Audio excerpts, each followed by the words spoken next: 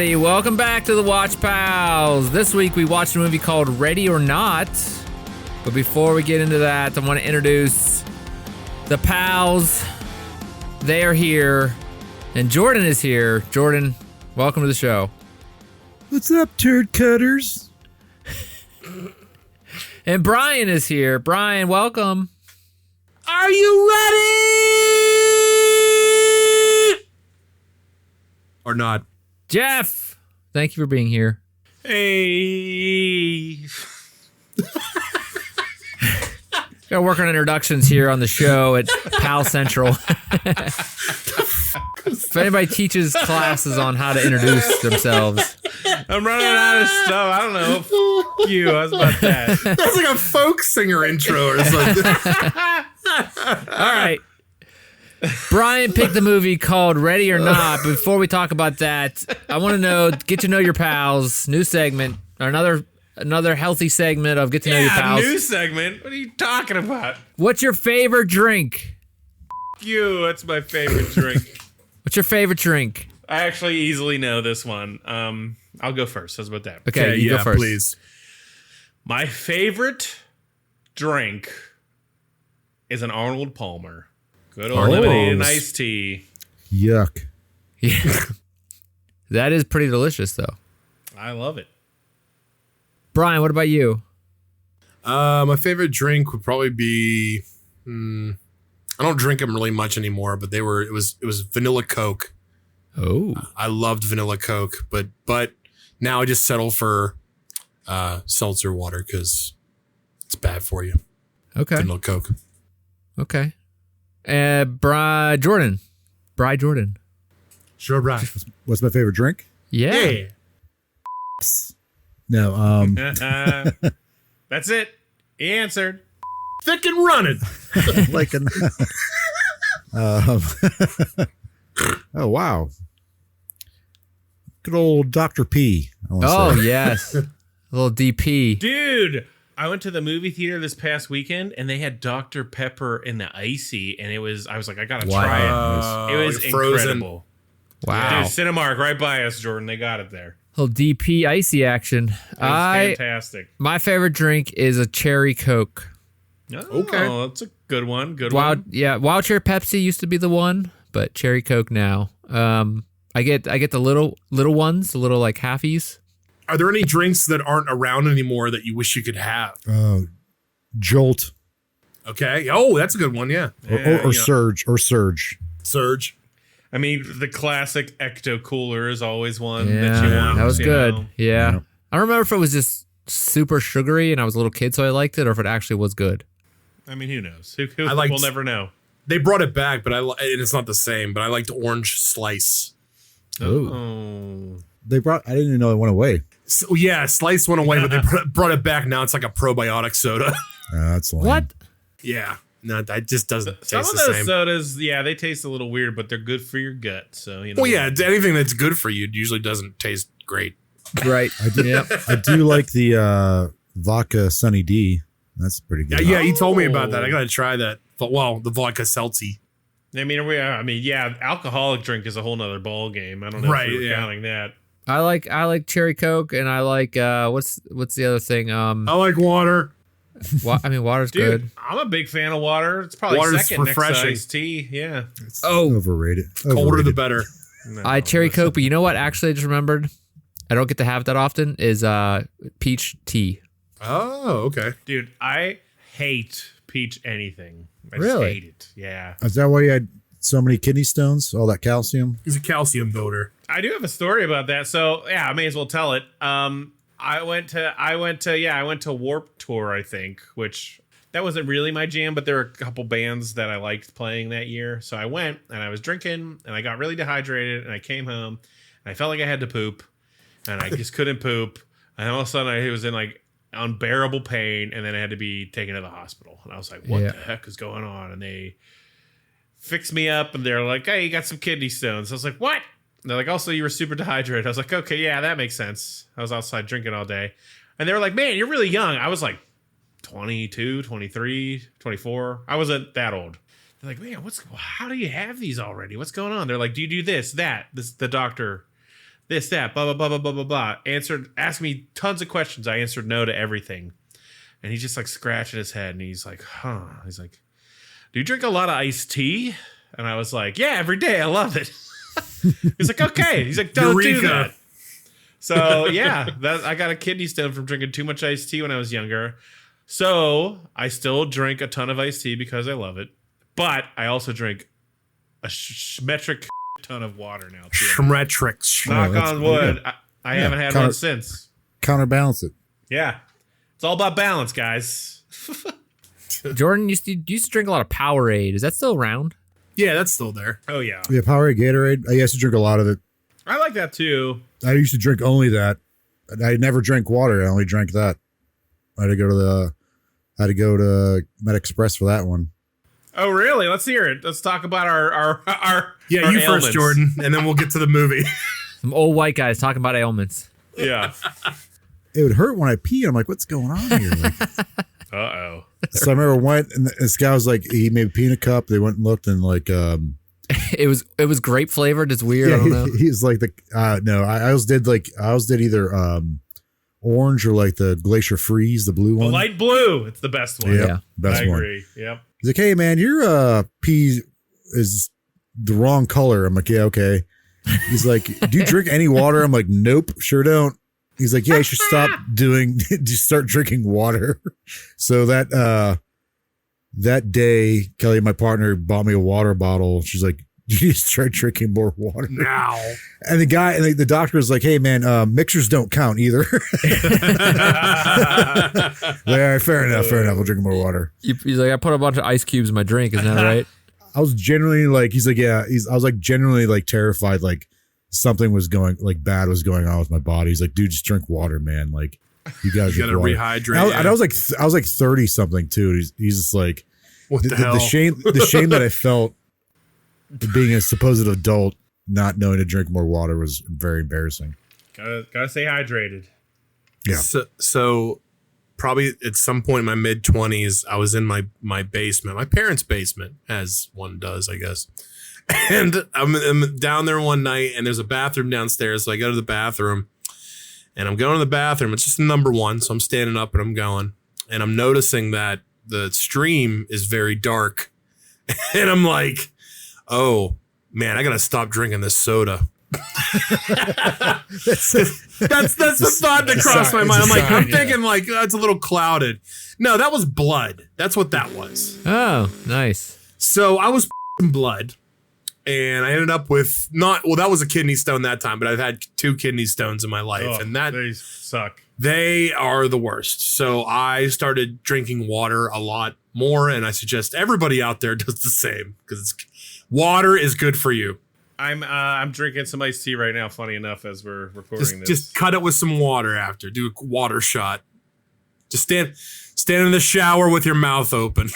Dude, he specifically said iced tea, and my doctor was like, "Yeah, don't do it, man." I was like, "Nope, I'm going to continue to do it." I don't like iced tea. I can't drink iced tea. I don't like iced tea either. I don't really like tea. Nope. I never liked it, but I remember one time I got got strep really bad. By lightning? And strep throat. Oh, struck. I thought you said struck. I'm sorry. Strep.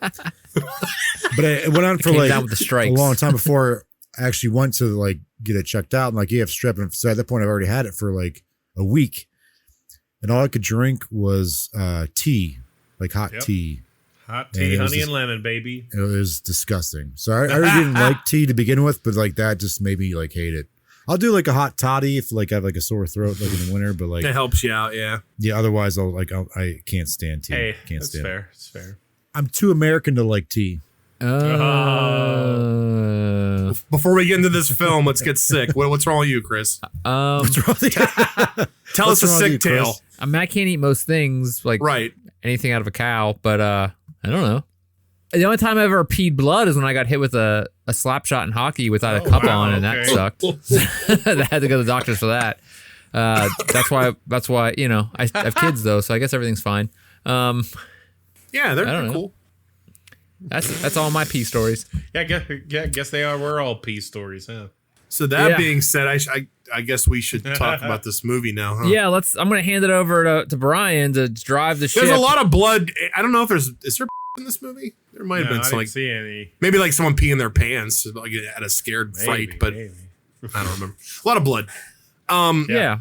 So you guys have not. Well, Jeff had seen this movie, I forgot I saw it until I started watching it. And I was watching it like, again. Oh, But yes. you guys, Jordan and Chris, you guys have not seen this movie prior, right? Never seen it. Never seen it prior to this. What I'll say is before we get into the movie is that, just seeing the trailer, I don't know if you guys saw the trailer or any kind of like prelude to this film before you started watching it, but just the premise of it is something I usually enjoy in like a horror movie, because it's like basically what this movie is that it's like Ready or Not. It's like hide and seek, right? And the whole premise is a children's game, but in a horror twist. Yeah.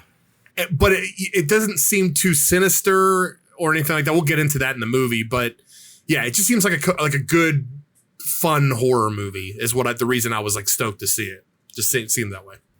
And there's no kids though. Like, I mean, the characters aren't all little kids though. So it's Right, but it's thing. based on kids' games. Right. Yeah. So that's what I thought was interesting, because it's a horror twist on like children's games, kind of like Squid Game.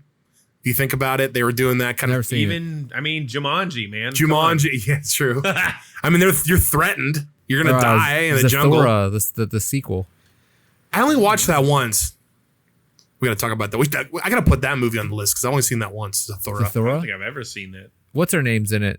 Bella from whatever that one movie is.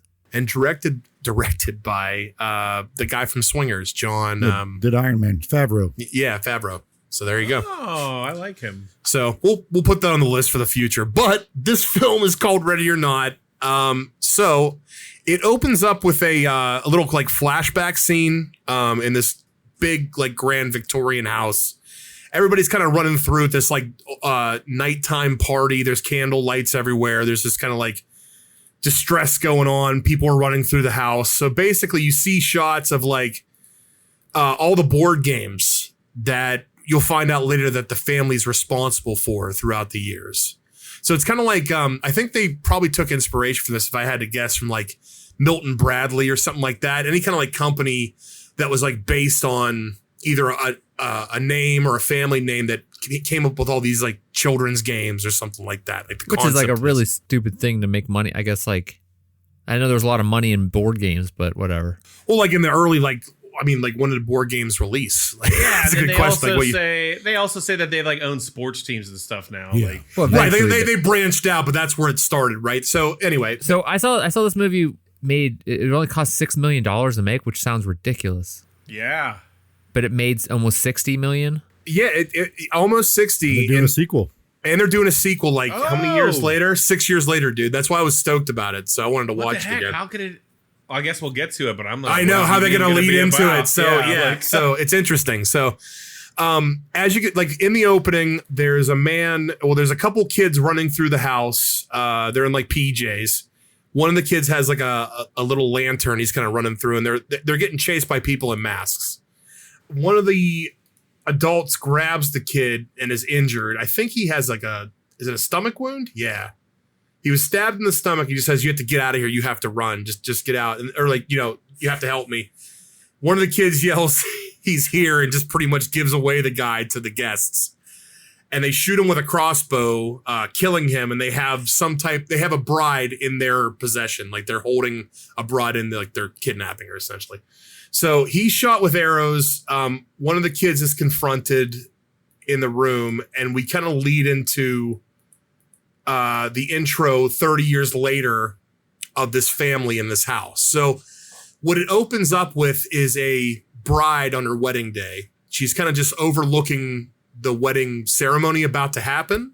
What's the deal with the masks? Did they ever reference that? Like, They do it like we'll get to that later because it's part of like the whole process, I guess you could call it. I don't want to give away too much of the stuff, but before we get into like the plot, but I mean, people should have watched it if they're listening to this, right? So, but I don't understand. like the ritual kind of thing. Do they but- call it back of what those actually are from or what they represent? Yeah, not what they represent. It was just one. It was like I think the dads in this movie is grandfather's idea or his dad's idea to do the mask? It was thing? the great grandfather, the grandfather. Yeah, somebody was related, but it all relates to the ritual going on that you find out toward the end.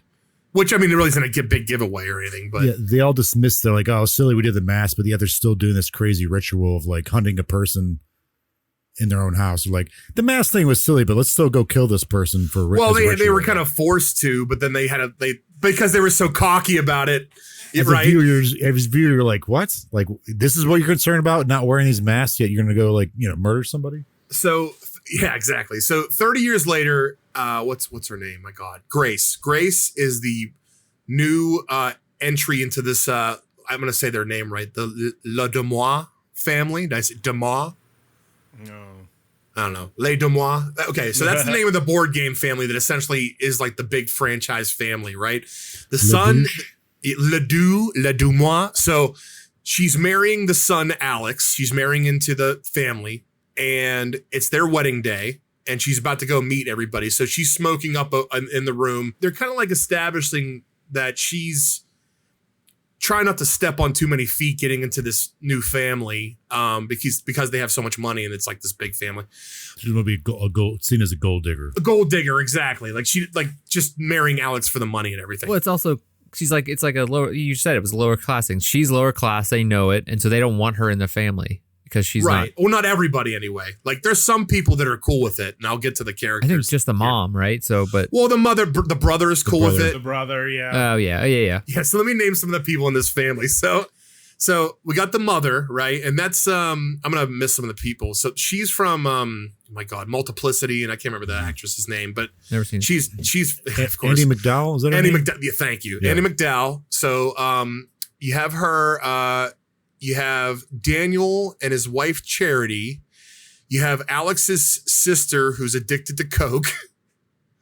Her husband who's the brother-in-law, and he's kind of like this big guy goofball. His face is ridiculous. He kind of like fell into the family in the same way. Like he kind of knows he doesn't belong there, but he just kind of like goes along with the flow. He reminds me of like the artsy fartsy guy in Beetlejuice. I forget. Otho. Yeah. Yep. Yeah, he has an Otho vibe, but more like Yeah. goofy. Yeah, for sure. So, and then there's a couple of sons, Georgie and Gabe. Alex's aunt, Helen, if I said her name right, she has the spiky white hair, I think, right? Yeah. And then the parents, I'm sorry, I already said the mother, Andie MacDowell. And then Tony is the father. And I just want to point out he's the last guy because I forgot to mention the brother. But what the brother is a drinker, but what movie was he in? Because I also know that actor. He was in the Shazam movies and he was in the OC. OC. Okay, he's in like a lot of early like 2000s teenager stuff. Okay, so he's kind of having a comeback. He was in some popular Netflix show. Yeah, he's starting to come. Oh, that's right. He was in some Netflix movies and stuff, like a remake or something. Yeah. But the father was also in the first Mission Impossible movie. Yeah. And he's one of my favorite actors. Never seen it. My God, we got to put that on a list. Is he Dietrich? Yeah, Kittredge. Kittredge. Okay. Yeah, so he played Kittredge in that. So, all right, we named everybody in the family. Pretty much got everybody going. So they get married, and then Tony explains. They get later to that night, so they're going through like the family. They're introducing each other and like going through the steps and everything. And finally, they have this big like ritualistic meeting / party at the end of the night. It's like a family tradition. They say we got to take you through it. So he explains that when they inherited or came up with the concept of the board game Fortune for the family, okay? His ancestor, Victor Domas, made a deal with someone named Mr. LaBelle. And they were on a train together. He was on like a trip. I think they're on a boat. I think. I'm sorry, a boat. But yeah. he wasn't. I think Victor was down on his luck. Like he wasn't doing too well in life and that kind of thing. So he meets Mr. LaBelle. Mr. LaBelle gives him a little. Was the card game that they played? Yeah, they were playing a card game, and then he got some kind of like device, that's like what it is. Okay, so yeah. They played a card game on the boat, and in return, and they made a deal, a pact, and he gave him a box in return. And at this point, you're kind of like, oh, this guy made a deal with the devil kind of thing. There's something, exactly. There's something sinister going on here to the reason that they got this. So, but you're not sure it's like real or anything. You're just like, oh, it's a story, and it's kind of like left. Yeah, and I should point out too, like the movie so far, like, and I'll ask you guys how you feel about this too, but it has like that haunted house vibe. Like, it's not. This movie's not really like even though it has some sinister details to it. It's like it's playful in the way that it, because there's a lot of jokes and stuff like that. It's like Clue. Yeah, it's like Clue. It's like a really violent Clue. Perfect. Yeah. Perfect description of it. And I've seen that movie, so there we go. That movie rules. Great movie, yeah. There you go. 4 thumbs up already. So at the beginning, so at this point in the movie, we're up to like 20 minutes in. They're introducing you to each person in the family, and they're all the grumpiest people ever. Well, yeah, they're like the frumpy rich. Yeah, like they're like too cool for school. Like, and the mom's really the only one who like is embracing this girl and bringing her in. There's some good character turns in this movie too. Like I do like that the during the wedding itself, like or the pictures or whatever. Grace is looking at the aunt and she's just staring at her like a nut job. That aunt. Well, the aunt is a visual. Yeah, she's a visual and the lady. Haircut, so. I think the haircut plays a key role in her character portrayal in this movie. What I like about this movie is you start out this way, and the way they develop the family and the people in the family, specifically like the dad, and the way this whole family like plays out, is just so well done in the backdrop of this murder game. It's just really interesting. It feels like a murder mystery, but it's not in that same vein. It's like, yes, they're building that character development, but we'll get to that in a second, what they're going to do. So basically the father explains, because of this tradition, because of the exchange and the money deal and everything, at midnight on the wedding day, when someone new marries into the family, every new member of the family draws a card from that magic LaBelle box, and they have to play whatever game that they pull. It's just a tradition. And the husband kind of like, prior to her going down, they're kind of like played off like it's not that big of a deal. But even though he could see the worry in his face. He's kind of shaky. He's conflicted. But like as a viewer, you're just like, oh, clearly something bad. See how this plays out. Or but as Grace as a character, she's like, oh, we'll just play some chess or some like dumb game, like that'll be fine. But like he's clearly like distraught by what's about to happen. And the fact that they go in this room where like family members only, and they're sitting around a table, candles are lit, and he's telling this big like story about his great grandfather and like making this deal, and like I think that it was the dumb brother-in-law. Is like, I had to play. What do you say? He's like, I don't even know what the hell that is. What game it was? He's like, it was some goofy Go game, Fish or something like that. Yeah, backgammon or something. He's like, I don't even know what the hell that is. And like, shut up, dude. We're like, this is a very serious thing. You can see on her face, though, which I like, that she's just kind of like, oh god, what's about to happen here? Like, she's still game for it, but you could tell that she's kind of like iffy on what's going on, like, right? These guys are taking it way too seriously, kind of thing. I was getting some Get Out vibes for the first little bit of this. Never seen it. Another good one. 2017. It came out 2 years before this, I think. So I think the one thing though is that was interesting was it the aunt that was like, she's like, well, we'll just do it later, and the aunt's like, no, we have to do it tonight by midnight. We have to do it tonight. Like, like she's so adamant on it, and like, and the dad is a little bit too, but he's like trying to be friendly about it, right? Like she is like the sticking which tradition. Is interesting because she's the one at the beginning of the movie. She's the bride, right? At the beginning of the movie, and her husband's the one being hunted down, and she's like that much you more. Find that later, yeah. But it's interesting that they're like, there's this twist of like, well, it's kind of almost like you want to see why are they making it do by midnight? Why is it so important to do by dinner? It's a nice little twist they did to the story, right? And you want to see like kind of like where it like what I mean. They're gonna pull hide and seek, so they pull the card. It's hide and seek. So she's saying to like, well, what do I need to do? He's like, well, you just have to pick anywhere in the house. Just go hide. We're gonna come find you. And she's like, well, how long do I have to hide? He's like, well, if you make it till dawn. And then they kind of like, that's what made me laugh. Like he's like, yeah, you're not gonna wait till dawn, are you? She's like, no. They like laughed. They both laughed it off, and then they just left it there because you knew that was gonna be like a detail later on. So as soon as she starts to go hiding off, they start pulling out all the weapons. And they start pulling out the weapons and handle each other. I'm just trying to like pull up all the weapons. So one of them's like an axe. All like very like 1900, like early 1900 classic, kind of weapons. Classic like weapons. Crossbow, yeah. Dude, the crossbow joke later where he's like looking up how to do it on YouTube is funny. Yeah, like that's the brother-in-law, right? Yeah.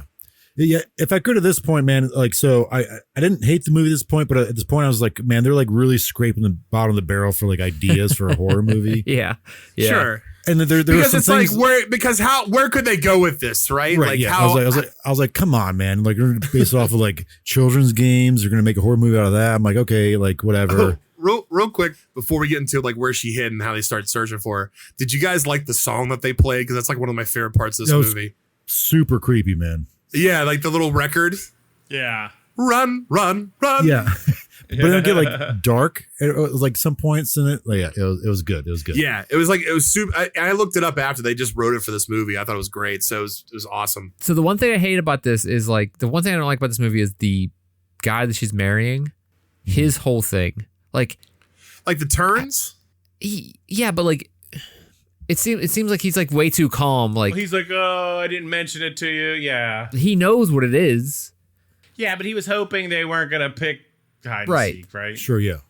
Right. And like the fact that he didn't tell her all this stuff, and then again, like he even said like you wouldn't marry me if I told you this, but like I was watching this, like, so I watched the second time I watched it with Kelly, and we're like, he's gonna be an asshole at the end. I mean, I like the way they went about doing it and how he suffered the consequences of it. Yeah. Yeah, I have So- stuff to say about that. We'll talk about that later. But yeah, definitely. So she ends up hiding in the dumbwaiter, or like the laundry, whatever yeah, they call the that. dumb Like, waiter Shoot, thing. it's a dumbwaiter. dumbwaiter. So she is hiding in there for a little bit. I don't know how long, but she kind of gets like tired, and then she starts to get bored, and she's peeking out. So she runs into, she starts peeking out. I think it's her husband ends up pulling her to the side anyway to like protect her and kind of like fill her in on what's going on. Well, she hears them talking about people are going to shoot her. Oh, okay. Oh, I'm sorry. She overhears them. That's right. And she starts peeking out. Yeah, the husband's in the room. His sister-in-law comes in, like his brother's wife comes in to like try and like console him. Yeah. And he's like, he goes through like a secret hatch kind of thing in the room to go find her. Right. She comes out of the dumbwaiter. She's like, this is stupid. Starts to peek out because he pulls her into the room to hide into like a bedroom. Yeah. And I think it's like under the bed. So behind the bed. So it's the husband and Grace hiding behind the bed while the rest of the maid for the mansion comes walking in, kind of like creeping in. She was sitting with the younger kids, the sister's kids. Okay, so she was watching them, and he's just like kind of like saying, "Be quiet." He's like covering her mouth, like saying, and she's creeping around.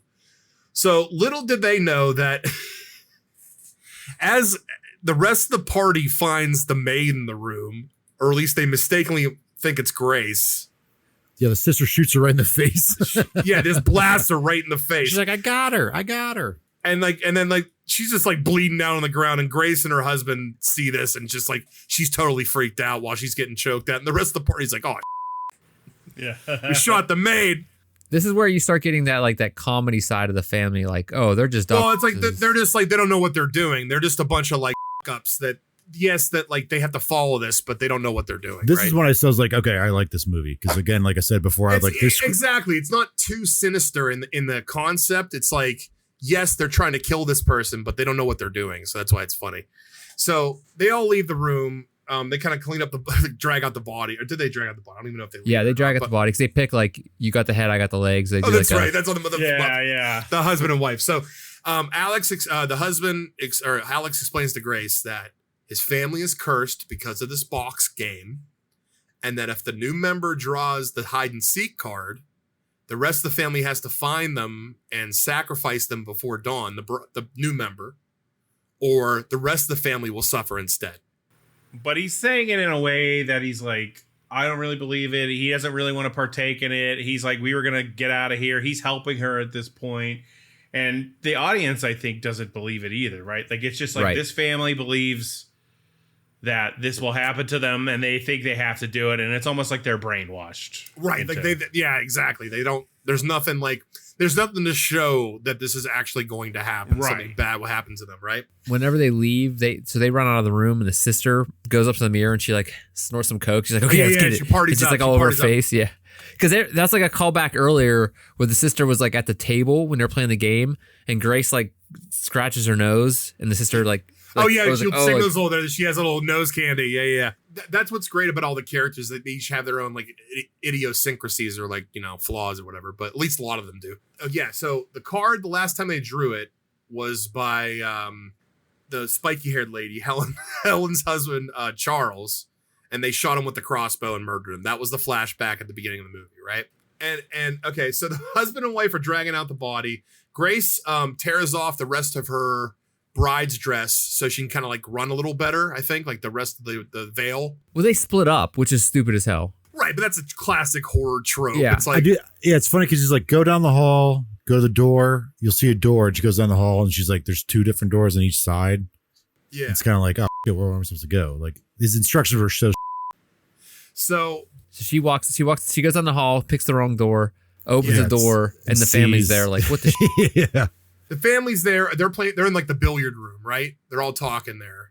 Well, they're carrying the body. They're dragging Oh, the body. they're out. running into that. Yeah. Yeah, and the sister tries to pop off a couple rounds. Yeah. Oh, and so I should also mention earlier that the alcoholic brother kind of likes Grace. You get that vibe when they're talking earlier in the film. Like they're kind of like they're friendly toward each other. He's also kind of like over the whole family. He doesn't like the vibe of the family. He's like an outsider of the family, and his wife is more sinister than he is.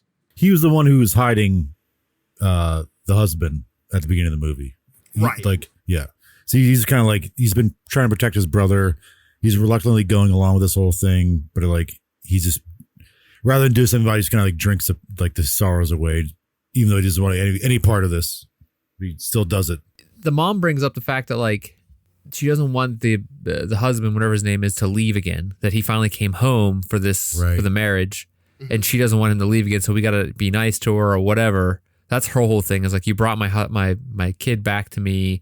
The brothers must have want to get away from the family, and like this whole thing brings them all back to the house. Yeah. Everybody has, well, yeah, exactly. Everybody has their different reasons to get back to the family, like, marriage or like, exactly. So Daniel, the alcoholic brother, discovers Grace, gives her a head start though, before telling the rest of the family. And in all the confusion, the cokehead sister ends up shooting another maid with a crossbow and blasts her. So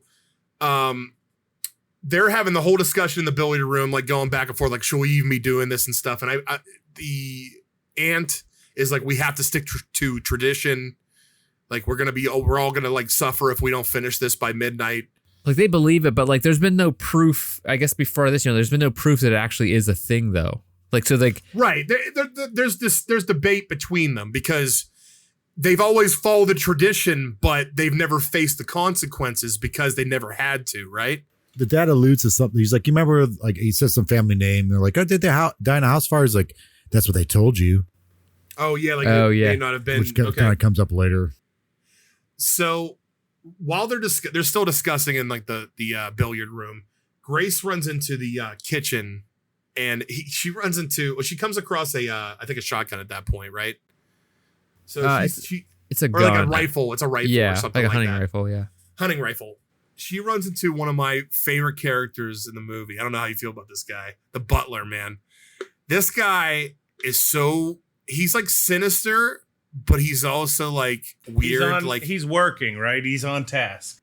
He's on task, but he gets in his own like classical music vibe when he's working, and that's what like bites him in the end, at least a couple times. Yeah, because she's trying to like sneak past him, and there's a whole scene of them going back and forth, and he's doing the whole classical music and making himself some tea in the kitchen while she's trying to like sneak by, squeaking the floor. She comes across him and points the rifle at the door at him.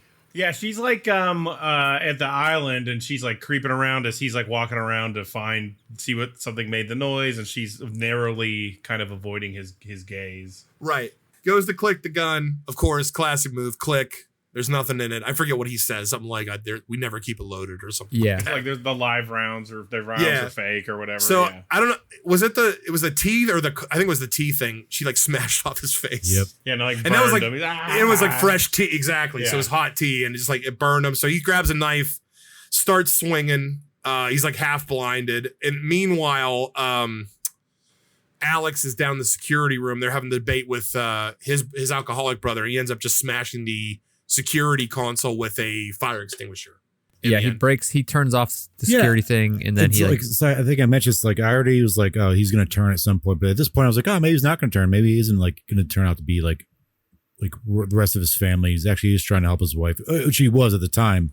But I thought maybe there would be a happily ever after between him and Grace at this point. I don't understand the brother. The brother sucks because he's like he keeps flip flopping. Yeah, he's conflicted. He doesn't want to do it, but he feels like he has to. But like, pick a lane, you little bitch. Like, pick something. He just like he knocks his brother out if you're trying to save the girl. Like, go being a bitch. Pick a lane, you little bitch. He knocked his brother out. Why? Because his dad was there, though, right? Like he wanted to still look good in frund of his dad. Yeah, they keep. Yeah, he did that a couple times, right? Like yeah. he straddles the line. Yeah, and a couple well, we don't get in every scene of it, but a couple characters do that in this movie. They pull that 180 on you to keep you guessing. But what I was gonna say was, I wanted to bring up the other maiden, the dumbwaiter that got crushed. Yeah, because Grace, dude, yeah. So not only Grace comes across her because she's hiding away because she saw two other maids get smoked, right? But then Grace is like, no, I need to get in there with you. I need to, you need to help me. And accidentally triggers the dumbwaiter. Well, no, she's gonna sell her out though. Her. Oh, that's right. She was screaming to come get her. I forgot about that. Get crushed, idiot. Yeah, but she gets crushed in a dumbwaiter door. That's not that strong. What the hell? Well, she's dumb. It's a rich dumbwaiter door. It's strong. But that's ridiculous. They're never that strong. Whatever. Strong laundry. Strong and dumbwaiter. Brian, they put food in a dumbwaiter, not laundry, but turkeys. There's that running joke of like, oh, she was my favorite. Was that her? All the maids are getting taken out so far, right? All the working class people. Yeah. So is that a commentary on like, rich families versus working class? I mean, I'm sure it is in some way. I just like after every one of them dies, someone in the family's like, oh, she was my favorite. She was my favorite one. Yeah, it's like yeah, exactly. It's like, well, that's just it. You nailed it exactly, dude. It's like they're so dismissive of them that even in death, they're just like, oh man, I liked her. Right. Yeah, exactly. They don't even view them as human. Yeah, almost. Okay, so she smashed the hot tea. Smashed the hot tea off the butler's face, right? She runs away. Dan and the father restrain Alex after he smashed the security room, and they throw him in a bedroom with like tied up to the bedpost or something like that, right? He's handcuffed to the bedpost. And that's where Grace sees the next maid and the dumbwaiter who gets crushed after she tries yelling for the presents. Okay, so then Grace runs outside to the goat shed. She jumps off the roof, and this is whenever the brother-in-law is Googling, like, he's calling his buddy, or his buddy calls him at one point. But he was searching like pacts with the devil, real or bull, is what he types. Oh yeah. And so he's like researching it. So that's what like. Yeah. Then you're like, oh, is this really about the devil? Like, is this a pact with the devil? Leading to it, yeah. Yeah, this is like another way they use like a way to kind of explain what's going on or what they believe. So Grace is running through the courtyard, ends up in the stables, like the barn area. And they're searching for her with flashlights, so she's kind of hiding out in there. And then she runs into one of the kids, Georgie, which I think is, whose kid is that? Is that the sister? The sister's kid. Okay. So the kid's just pointing the gun at her, threatening her, saying like, she's like, you could let me go. And so she ends up just knocking out the kid, right? He shoots her in the hand. He shoots her. Oh, I'm sorry. Shoots her through the hand when she puts the hand up.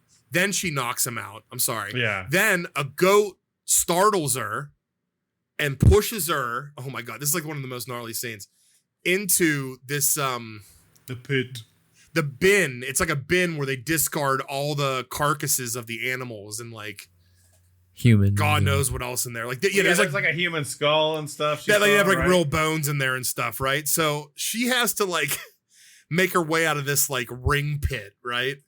So she crawls up, out of the, what's it called? Up a ladder, try to get out of the pit. But then the ladder breaks on her. So she has to hang on to the ledge. And as she's trying to grip the ledge, a friggin' nail goes right through her hand as she's trying to slam. The one that she got shot. The one that she got shot through. Yeah. Yeah. So by the way, her screams in this movie, A+. Like it was terrible, but she did a great job of screaming. Oh, right. So she's like completely wrecked. She's got the nail hand. She's just lifting herself up there, trying not to nail hand. She's trying to like to scream. Oh yeah. She tries not to scream too much when she pulls it off, but ends up screaming anyway. And then pulls herself out of there and just like slumps over. This is where you get. Then next we start talking to Danny's sister-in-law. Sister-in-law. She's smoking outside waiting for her. She has like a rifle or a shotgun. She has a harpoon, I think. Harpoon gun. I'm sorry. But this is where you get the thing of like, oh, his wife, that lady is just doing because she needs the money. She's like, I'm not going back to my old life. Like each of their reasons. Yeah. Yeah. Like she needs this. She'll kill this lady because she needs the money. She is not going back to being poor or that type of thing. So she spots her like running across the courtyard and goes after her. And then I think, was it the butler? She runs into the butler. That's who she was having the speech about. I don't want to do my life again. So the butler is also in pursuit of Grace, and Grace gets upon a fence to try to get onto the main road. So she has to pull one of the fence poles off and squeeze herself through, which is even more pain for her. Yeah, it like cuts her as she pulls herself through, and she just keep going. Yeah. Because she's trying to get to a car that's driving down the road. Yeah, she's trying to signal for help. So finally, she manages to get through after much pain and suffering, and it gets up to the car like, help, please. And the guy says, get the out of the road, and just takes off. Yeah. And she says like, what the Tangent she goes on after that happens is awesome. Yeah. She's like, you rich just like completely had it. And then she runs into the butler in the next car, who grabs her and throws her in the back of the car. Well, this is also the scene with the family is like, oh, she got away. And they're having this whole thing, like discussion again about like what they're going to do. Even the brothers, like Danny, I guess, is like, it's not like, do we even know it's real? Like this is ridiculous. And this is where you kind of see like the comedy of like the family just is dumb. They're just dumb. Well, they don't know any better. Yeah. They debate the logistics of like, how does she have to die? Like, does she have to die in the house? Does she have to die before dawn? Can we turn the security cameras back on? Yeah, like play by the rules, blah, blah, blah. So Stevens, I'm sorry, is it Stevens, the butler? He's choking out Grace. They're fighting essentially because she gets loose from him at one point, and then he's chasing her in the car across the lawn. And then that leads to another scene where she ends up getting the car, and that's the OnStar scene. Oh, dude, great scene. I was like, that voice actor sounds really familiar. Yeah, I couldn't place it either for a second because I was trying to think like who it was. So, do you know who it was? I don't know his name. So he was. I think it's. I hope I'm saying his name. I think it's the right name. Nate Faxon. Yeah, he's on a Netflix show called College Friends. He also was in Beer Fest. Yes, yeah, that's what it is. Yep. So he has a really distinctive voice, which is the whole reason they probably picked him for that. But basically, she gets away in the car and tries to call for help, and she ends up calling the not OnStar, but whatever the built-in navigation system is for the car. And the guy's like, actually, the car was reported as stolen, so we have to disable it. He's like, oh, I'm sorry about that. She's like, you. Yeah, she's like, here's a murder, I'm gonna get killed. She's like, the police are on his way. I gotta stop the car. Okay, have a good night. Yeah. Yeah, you're cursing me, so I'm gonna hang up now. So then Butler catches back up with her and gets in the car, to which he's talking to the family on a video call. But okay, so FaceTime, yeah. Yeah, he's got Grace in the car. He's bringing her back, but he's also doing his symphony partying while he's talking to the family. He's cranking it. So she comes to, ends up grabbing the butler from the back. She kicks him In the back of the head, which sends him into this he basically that goes into a swerving frenzy. And this was a great part. The camera angles of everybody falling through the air and stuff, and the FaceTime and everything, the family reacting. It's just hilarious. The family watching it, they're like, turn around. Yeah, they're all watching in the huddle around it. It's great. So they end up crashing, and Grace runs into the alcoholic brother in the forest after she crawls out. Danny. I can never remember his name. So they're having the discussion, and she's like, Danny, you gotta let me go. You know you like me. You gotta help me out. And he's like, Grace, I do like you. But it's like going back and forth. You don't know where it's gonna go. And then all of a sudden he clocks her, but like doesn't shoot her. He hits her with the gun, the butt of the gun. Knocks her out. And the father comes out of the woodwork. He's like, did you know I was here? He's like, yeah, I knew the whole time. So it's like, again, it's one of those like weird turns, right? This is a twist. I was like, what the hell? Like, pick a lane. Again, what are you doing? I agree with you in that sense because they did a couple more turns here at the end. And so it's like. But this is very specific because, like, she's gotten away. If he doesn't do this, like, then she's away. Then she got away, right? Done, she can just run away. But then the movie can't keep going, right? And then the dad is like, "You're a traitor," and then what happens it's a red to him? herring, right? So, but like, it's just like this. It's like this is the dumbest twist. They could have had anybody else come out. They could have given that a little more thought about how to get her back in the house. They could have just pulled her back in the house when she was knocked out or something. You know what I mean? Yeah, they didn't even need to show. Didn't need a twist again. So at this point, Alex is he's been trying to get out of the handcuffs at the bed, and the mother comes in and has a discussion with him about this is who they are. She says, I didn't know if I could do this, but this is who we are. This is who we became. She's pretty much trying to convince him, like, don't give this up. Don't risk your life just for this girl, risk your own life because of our ritual and all this stuff. So they're having that discussion. And then the rest of the family is preparing the ritual, the final ritual for Grace. This is where the movie starts revealing, like, this is where it just doesn't hide it anymore. They just pretty much show that this is a big, like, demonic sacrifice. They place her like on a pentagram table. They're all in hoods, speaking in tongues. Yeah. When did you find out that he saw, like, Alex saw Mr. whatever his name is, and that there's that chair on the table that's saved for him? I forget.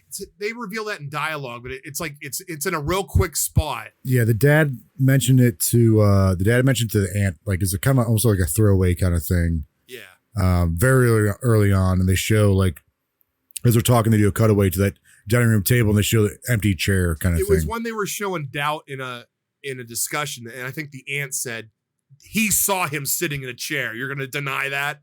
Like Mr. LaBelle that, did the whole deal. But that's where they kind of like build up that maybe Alex has another, or maybe there's another connection past just this ritual that we know about, that they actually saw this ghostly apparition of Mr. LaBelle or something like that, right? Like there's more details to it. So they're about to do the ritual. They're doing, like you said, the tongues. They're doing the pentagram, the whole deal. They're about to do the drink of the ritual wine or whatever it is, the blood. And they find out that Daniel, they all start like choking on like the wine, except for Daniel. And it turns out that Daniel threw in a non-lethal dose of hydrochloric acid in all the cups, or in the cup that they all drank from. So he's like, they're just going to wake up really messed up. I think they've for days. But they'll be fine afterwards. It looks like they're puking up blood, but it's just probably the wine, right? Like the wine is making it worse. What they're actually puking up, interestingly enough, is their own. So That's how it works. Yeah. Just don't drink hydrochloric acid, kids. All right. But this is another twist. Now, like, he just had the twist. Now he's twisting again. Again, that's why they shouldn't have twisted him in the Forest. Field or whatever. Well, he had to play it safe basically until he could. I never thought any of this was that big of a twist because he's playing it safe. Oh, that's a good point. Maybe because he knew the father was there. Yes, he had to exactly. Technically, he had to play it safe because. But also, this is almost worse because, like, now the whole family know. Yeah, I don't know. Maybe he just had a change of heart. He was struggling with it the whole time. So it's a weird pacing for them to happen back to back like that. Like, yeah. But it's clear he didn't like any of this because, like, when his sister's kids come running out and they're wearing the mask, he's like, take that. Like, you could tell the whole time he doesn't want any part of this. He doesn't like the family. He's just kind of like, but he's also like, wealthy because of it. But like, he clearly hates his wife. Yeah. he sees that his brother is better than him. He's always been trying to protect his brother. He sees that his brother's soon-to-be wife or wife is like an actual good person, doesn't deserve anything. He even says like she's better than all of us, I think, at some point. So like through this, he sees how bad his family is because he's only seen this once as a kid. But I don't think anyone else other than the aunt has seen this like side because everyone else who marries in the family just plays a stupid game.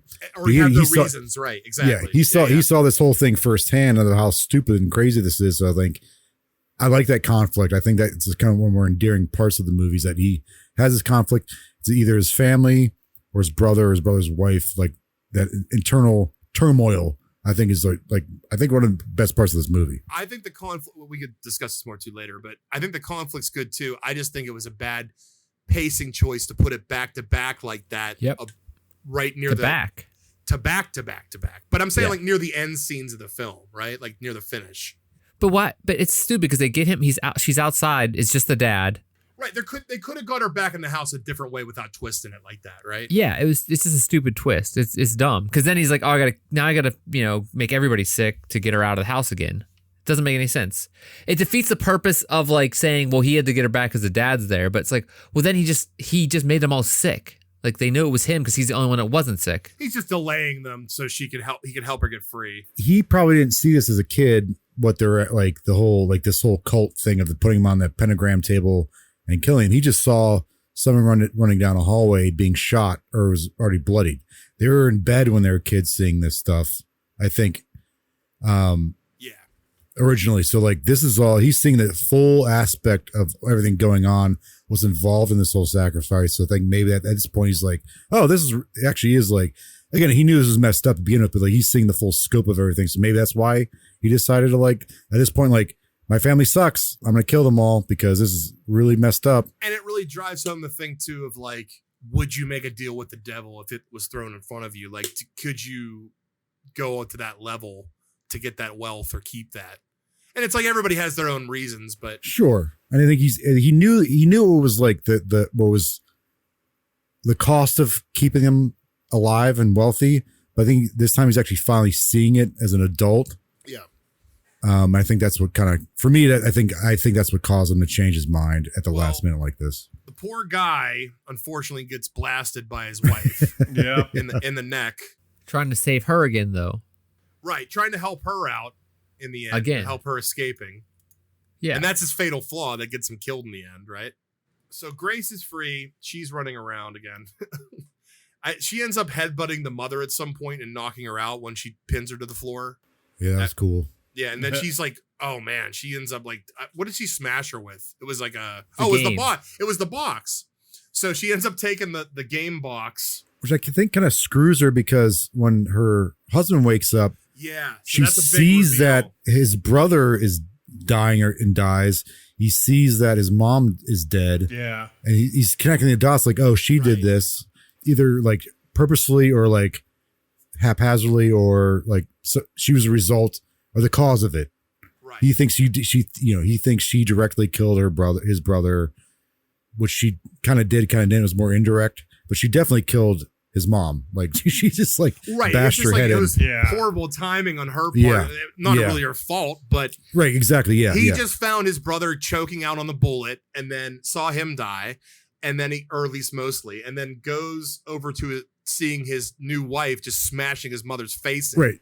Yeah, he didn't have the context of all of it. So he's just like, oh, so she now did he's this. Saying like, well, he's in that mental state of like, I don't know what the hell I'm going to do. Or maybe like, and then he's like, you're not going to, there's no future for us. And that's what makes him turn basically when she's like, yeah, of course there's not. So the family comes around. But I forget, why is the house on fire?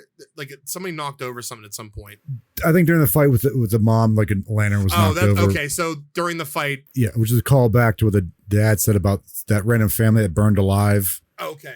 So that's and they're like, oh, back to that. That's what they told you, they burned alive. But like, again, there's something obviously more sinister going on.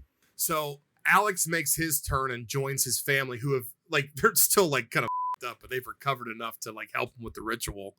I think so. You guys just talked about that, but I think that is the stupidest part of this whole movie. What? Like his turn. It's just so out of left field, and it's like I understand what you were saying, and I get it. At this but point, I still don't think it was well done. Yeah. Again, it's a pacing thing. I think that if they would have given it more backing and timing for the reasoning for him to turn, then it would have made more sense. But the fact that in the third act or whatever it was, they had to do it really quick. I don't think explain it more because, like, as a viewer, like, for at least for me, I'm like, oh, he's definitely going to turn. He's definitely going to turn. Like, oh, he's not. Then all of a sudden he just turns. So, like, that was a little bit more. It was jarring. Well, I think it, like you said, Jordan, it didn't hit me until now that the mother getting the head smashed in might have like put him over the edge. But maybe, but still not enough. I don't think. Even though like how that is. Yeah. Right. It's the fact that the rest of his family was trying to kill his wife. I mean, and then they handcuffed him. It's like, why all of a sudden would he just make this character turn? Like, why would you turn? I agree with you in that sense. Yeah, they just had to twist it at the end there to keep the train. The biggest rolling, reason was that he realized that she wasn't going to be with him, so he was like, I may as well pick my family too. That was part of it. True. Sure. But why wouldn't she be? Why wouldn't she be with him? Because his whole family just tried to kill her. And yeah, but if he gets her out, then he said there's no future for us or something after this, right? And she doesn't say anything, and he's like, that's when he turns on her. It's when she doesn't acknowledge. Yeah. How do you stay with someone after that? Right. But he didn't. Right. But it wasn't his fault that he was trying to get her out. He was tied up. Right. I mean, this whole thing is his fault. It's selfish of him. Yeah. That he didn't tell her. True. Yeah. I mean, he did know that he was putting her at risk. Yes. Yeah. Like, how do you tell someone that and they believe you? You know, that's true as well. Yes, yeah. Right, but he knew the risk was there of his family coming after him to kill her. That's why this movie is good, because you can have this debate about this whole thing. Yeah, it's true. I guess the thing you have to think about is like he didn't know that she'd pick that one specific card. I guess like none of the other games are like that, right? No. Well, it's a chance. That's just it. Like that's the only chance. That's the only game. No, it's not the only game that's in there. It's the only game that you get killed for. Yeah. Okay. Exactly. Yeah. Right. He knew it was a possibility. He witnessed it as a kid. That's a possibility. And he brought her in the family anyway because he didn't tell her about it. He's also planning on leaving too. He was hoping it wouldn't be hide and seek. Right. Yeah, because the other people before him, his brother's wife, and they didn't get anything like that. I do like there is a layered thing going on here that's not in a lot of these horror movies. There's a lot more than just like a goofy horror movie. Yeah. There's some character development to it. Yeah. There's character development, which I like. So, and we'll get to the end here in a second, but what I will say is this movie came in some of the violence harsher in some aspects than I expected. Oh yeah. You know what I mean? Like the nail and things like that. Like I do enjoy that kind of like over the top. Dude, and like the bashing of the head, like oof. Yeah, exactly. So there's some parts that are like brutal, but then it also silly violence where like the sister just shoots someone in the face and the aunt's just like, oh, we got to kill her, put her out of misery. Let's drop an axe on her. So, we got to talk about the ending. So, so Alex turns, joins his family, puts her on the dining room table. They finally like start going full, like blown, like Satan worshiping at this point. They start like dropping Hail Satan.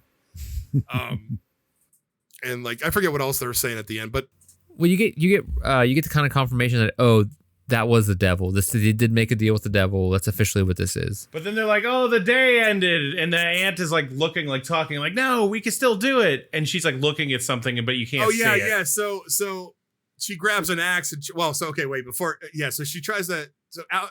Grace gets free, pulls a knife, and kind of like holds back because is able to get away from them for a second. Alex is going to stab her in the face or whatever to sacrifice her. She pulls the knife. And gets away. I think she was like stabbed again in the shoulder. But the sun's up and everybody's like, "Oh no!" And like they pull the curtain and they go, "Ah!" And they all freeze and like nothing's happening. We're fine. And they're like, "What the hell?" And then like like what are we supposed to do? And they're like, and then like that's when Alex starts. Does he start talking to her at that point to like come back? Yeah. He's like, "Hey, I love you." I'm so sorry. They're like, oh man, it was all fake. What the heck? Like nothing's happening. And except for the aunt, spiky haired aunt, who's like, no. And she's talking to the empty chair like, Mr. LaBelle, we can still do this. I will not fail you. She grabs an axe and starts to run toward him. And then all of a sudden, out of nowhere, boom, explodes. That was awesome.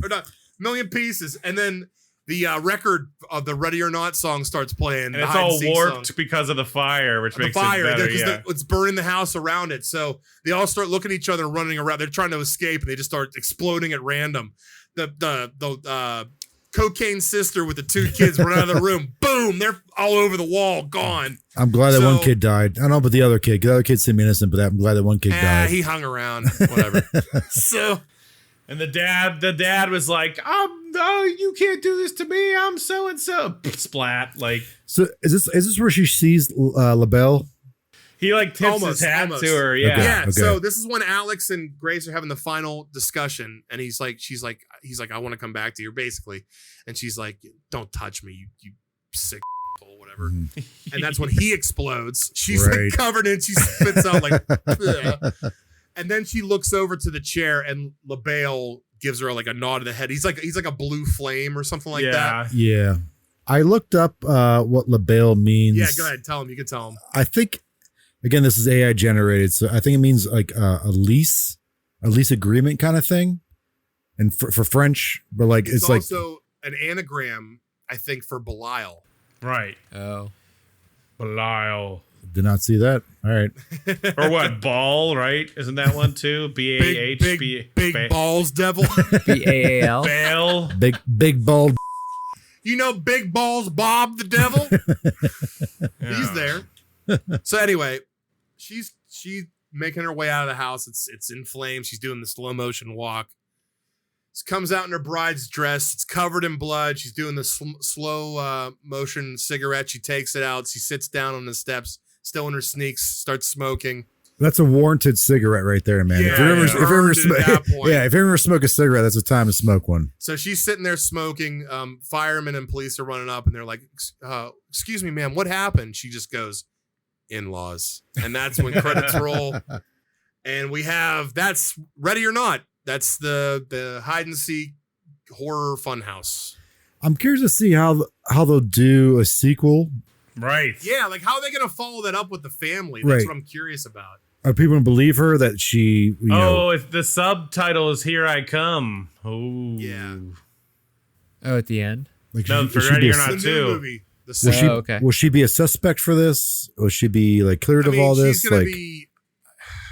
That's a good question. Like, how do you get cleared of this? Or is it like a whole new story? Or maybe it's a prequel? She's still in it. I'm looking at the cast right now. Yeah, she's in it. She's gonna be in it. Yeah, they're gonna bring her back. But is she gonna have to like play the game again? Sarah Michelle Gellar's in it. Okay. Elijah Wood. Oh boy. Fantastic. Oh, nice. David Cronenberg. Run, run, run. Let's go run and hide. This would be like a Knives Out kind of series kind of thing they're doing, maybe. Never seen it. Couldn't care less. They're good. First one's, second one's all right. I like this movie. Like I said at the beginning, I thought they're like, oh wow, they're really scraping the bottom of the barrel, like coming up with ideas. The reasons, wait, Jordan, hold that. Jordan, why don't you give us your feedback? You start. So I do vaguely remember seeing trailers for this. I was like, whatever. You know, they're like another kind of like stupid schlocky horror, trying to like maybe like a Saw kind of thing, or kind of, yeah. But then I kind of forgot about it. But then I remember seeing, like, Brian, you told me we were going to watch this movie. I remember seeing like the posters for it and art for it, and I was like, oh, it takes place like back in like the 20s. I don't know why I thought that, well, but it's like the Victorian house, and they're all wearing suits. And yeah, they had crossbows and like a blunderbuss in there or whatever. But then watching the movie and see how it started, like this board game magnate family. I was like, oh God, man, like they're really going to turn some board games into like, you know, a horror movie of like they're really, again, as I said, they're scraping bottom of the barrel, but like right after that first act where they're like, okay, go hide. And you see like, they're like getting all the weapons off the walls. I'm like, oh geez, they're like, this is okay. Here's it going. But like, I do like that Grace, Samara Weaving? Samara Weaving. Yeah. She like, she's cool. Her acting and like the way they wrote her in the movie. And I've noticed this 100 times. My biggest gripes with horror movies is like the protagonist acts dumb. I think she's pretty spot on. Like she's like, if any one of us was in that situation, like her reactions. She just had shitty luck, really. Yeah, exactly. But how she dealt with stuff. Yeah. Again, like she's naive to the whole thing of what was going on. I didn't think any of us would be, but like how she reacted by like punching the kid in the face that just shot her. Like I would have done the same thing. Like her dialogue. I think there's really good dialogue how she reacted to certain things. I do like that. Like by the end of the day, she's like this family. Like same with her husband. Like you. Like I think that's great. There's no like redeeming that, because if I was in that position of like, I'd want to kill the family and him. Yeah, just be like mentally blown out. Yeah. After the first act, as the ball started rolling, I was like, oh, there's some really good humor in here, but it wasn't like too campy. I do like you kind of start seeing the family being like dumb.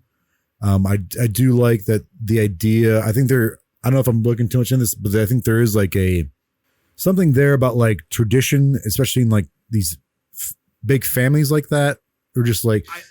I agree. Mentioned this very early on. They're like, we're getting married only after 18 months, but they want it to be 3 years. And like the whole idea of tradition and like I don't know if I'm going to say this the right way, but working like class coming into like richer class. Yeah. Or like marriage and. Yes. I mean, there's a little commentaries on that kind of stuff. Yeah. But it's not like, sometimes it's a little it's a little on the nose, but sometimes it's a little under, like not more subtle. But like I like the idea of turning that on its head. Some of the deaths in this were really fun to watch, even though they were dumb. But I like that she's a survivor, and the fact that like she's just like keeps brawling, keeps going. Man, it was great. It was fun. I know you gotta get the feedback, but Jeff, you probably remember this. What was the movie where it was similar? There was like a party where people were hunting them from outside, and there was one girl that was like a survivalist. You know what I'm talking about? They all wore like animal masks. Yeah, I do know what you're talking about. But I can't. It's like 2 words, and I can't place it. That one was good too. But that's what when you said Survivor, that's what that reminded me. Hush too when you say that. Oh, Hush! Yeah, that's a great movie. That one was good too. Yeah. Yeah. I know the other one you're talking about. I just can't think of the name. It's like don't. It's not Don't Breathe, but it's Don't Something or something like that. I can't. Don't something. Watch out. Don't die. All right. Well, thank you, Jordan. I'm going to go next. I'm going to jump off what Jordan said. You were talking about the family and stuff and how like you find out they're a bunch of and a bunch of weirdos, and they're not very smart. They're not menacing. Like they make them out to be except like. Except for the aunt. The aunt's a little menacing. But she's just a weird, creepy aunt. But she's creepy, but she's also threatening, is what I'm saying. Sure. Yeah. I mean. Yeah, you're right, but she's not the rest of the family. But she's not like intimidating in the fact that she's like still this little lady.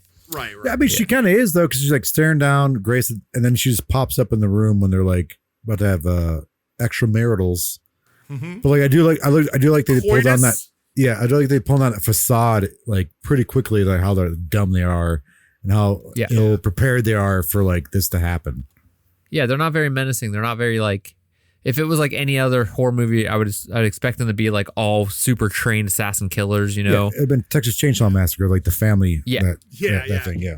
Yeah. I think in general, this is the one thing that I've talked about many times in the show. Like the main character, the girl, is consistently a bad the entire show. They didn't make her like, they didn't make the husband be the guy that saves her. Like she kind of saves herself. And that was like, they don't really set her up to be a badass like they did, like for instance in whatever that one movie was with the eating cities.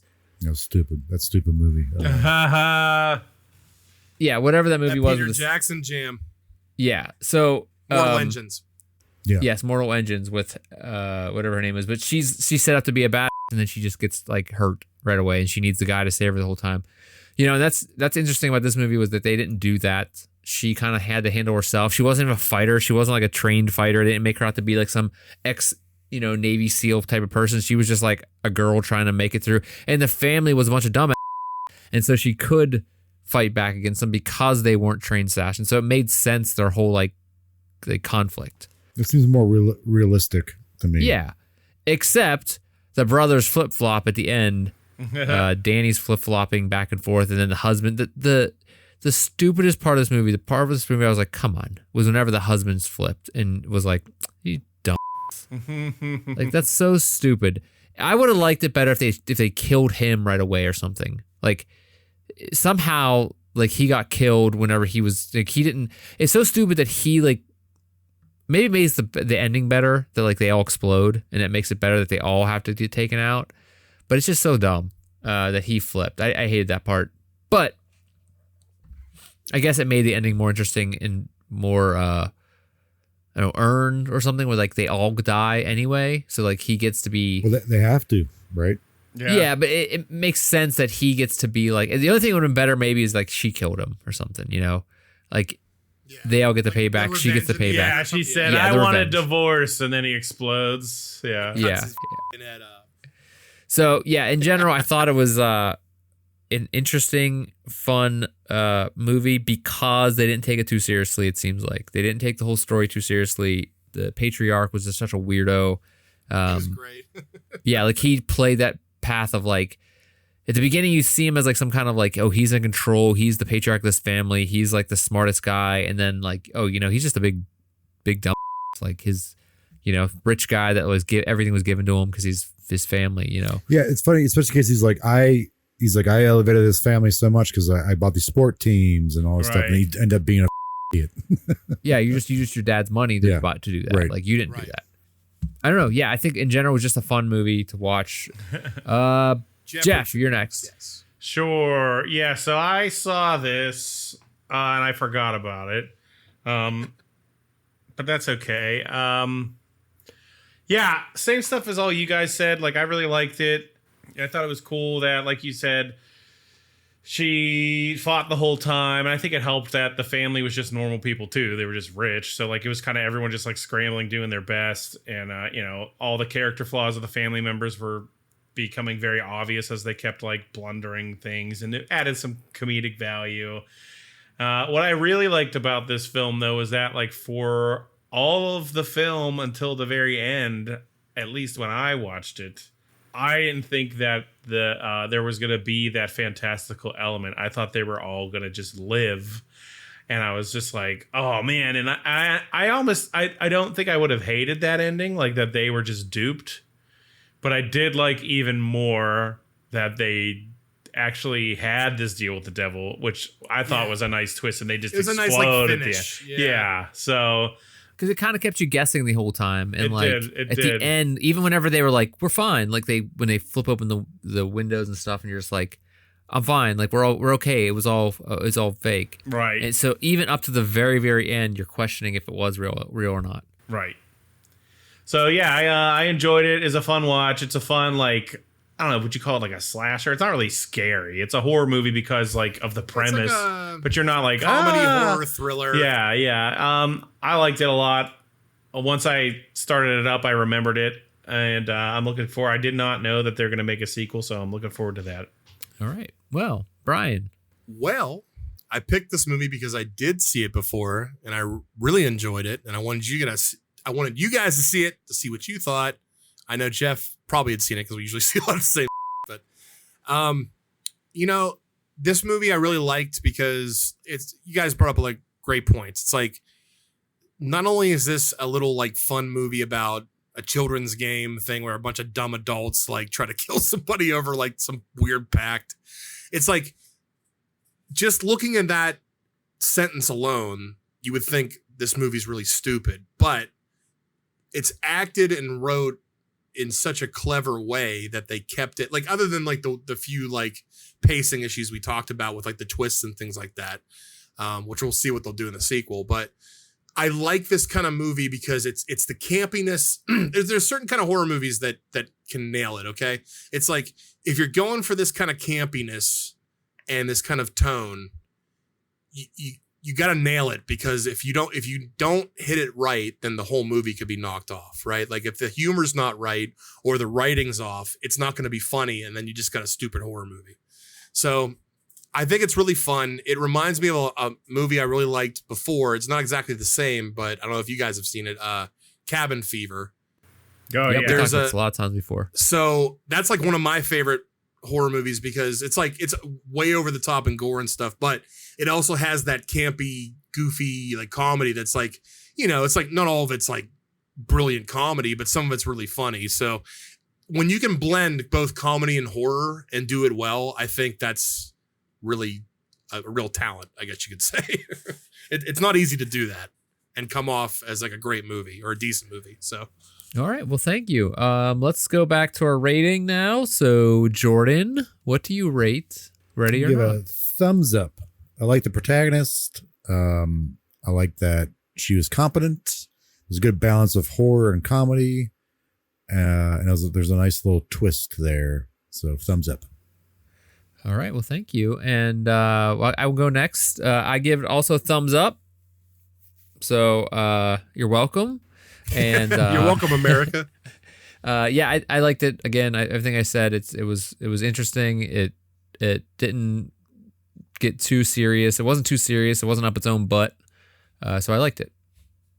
Jeff? I mean, yeah, thumbs up. It was a fun watch. It's like, what do you want from me? I think it's pretty obvious. We all liked it. Looks like it's getting a pal fist. Yeah, get ready to fist it. So yeah, we went from one pal fist to a bad movie to another pal fist. So we're doing okay so far. We're doing something. Yeah. So Brian, you're also giving it a thumbs up officially, right? Yes, thumbs up. It's a great movie. Okay. Everybody should watch it. So that is boy. a whole fist for this girl. I'll send her a picture of my fist. This girl, Jesus. Whatever's her name. Whatever Ready your or- name. You have to ask yourself, are you ready or not for this fist? Yeah, I'm going to send her a picture of my fist in the mail. So look out for that. And next week, it's my choice. It is. And, You got something good? it's the winter time here in Pennsylvania. And it's still the winter, the frozen north of our hearts. You picking Jack Frost? Oh, Nope. boy. The Michael Keaton? But Cough Frost. Hold on. Before you get really building this started, up. do you have another theme this season? yeah, well, I'm getting to that. Okay, so yes is the answer then. Box office. Yes. Yeah. So, Jesus. as I was trying to say, it's cold out. And, I want to warm up your hearts. I want to warm up your hearts. It's going to be rom-com, meet cute. I know it. It's going to be Rammstein live. So this season for me Love Actually. is the winter of hilarity. And I'm picking MacGruber for my first movie. Oh. Because I've never seen it. Me neither. Has I any- have. Has everybody Wait, seen I it? have. Yeah, I've seen it. Yeah, Brian, you talked about this before. Yeah, I was just going to say, You man. hated it at first, didn't you? No. Yeah. So Lee and I went to the theater. We saw MacGruber after a few drinks. And we were like, what the hell did we just watch? But a year later, a few more drinks at home, we were like, that was great. So it's all about just the timing, maybe. I don't know. It's a interesting film, I gotta say. Wait, Jordan, have you seen it? No, I've Just the skit. I love the skits on SNL, but I Okay. never saw the movie. Didn't even know they were a thing. Me neither, actually. I'm not gonna spoil anything. I'll just say that the movie takes the skits to a new level. I can't. Is there like You're not full gonna blown nudity that he does? I don't want to spoil it. I like Will Forte, so I'm excited. He's great. I've heard from people say that this is hilarious. I've heard people say this is stupid, so I'm going to be Hilariously stupid. Yeah, I'm excited to watch it. It only has a 5.6 or like it apparently doesn't have good reviews and It's a cult classic, though. I think it's something. Isn't Ryan Phillippe in it? Yep. No clue. Ryan Phillippe, Powers Booth, Oh, R.I.P. so 2010's MacGruber, and we're going to watch that for next week. And I cannot wait because it is cold and I'm looking for a little warm up to my heart. I hope it brings that to you. In the meantime, if you want to help us out, please tell everybody to watch, listen. I suggest not watch, but just listen. You can watch a still image on YouTube while you listen. Yeah, you can watch us on YouTube. Actually, what you should do is you should stare at the wall while you listen to this. Yeah. Stare into the eyes of the one you love. Stare at the back of the head of the person in front of you. Yeah. So please leave a podcast. Leave a comment. Please leave a comment on the podcast platform of your choice. Please tell everybody that you know to go there and listen to us, to look us up, to tell your friends, tell your enemies, tell your parents, tell your kids. Maybe don't tell your kids, but I bleep it out. It'll be okay. Yeah, no. You can connect with us on social media. All those links can be found in the show notes below. If you have any questions or suggestions for future movie, please send them to us at watchpals.show@gmail.com. All those links can be found on our website as well at watchpals.show. I'd like to thank Ben Miller for his logo art, and I want to thank you, Jordan, for being here with me this week. yeah. I want to thank you, Jeff, for being here this week. Hey, no problemo. Brian, thank you for being here this week and driving our train down the tracks. Pepsuber! What? Pepsuber. You don't remember that? MacGruber, he did Pepsi. I've never seen him. Never seen it. Never Pep seen Super. him. Anyway, thank you out there, everybody out in Watchland. Till next time, please set your watches to the next episode of the Watch Pals. Good night. Off.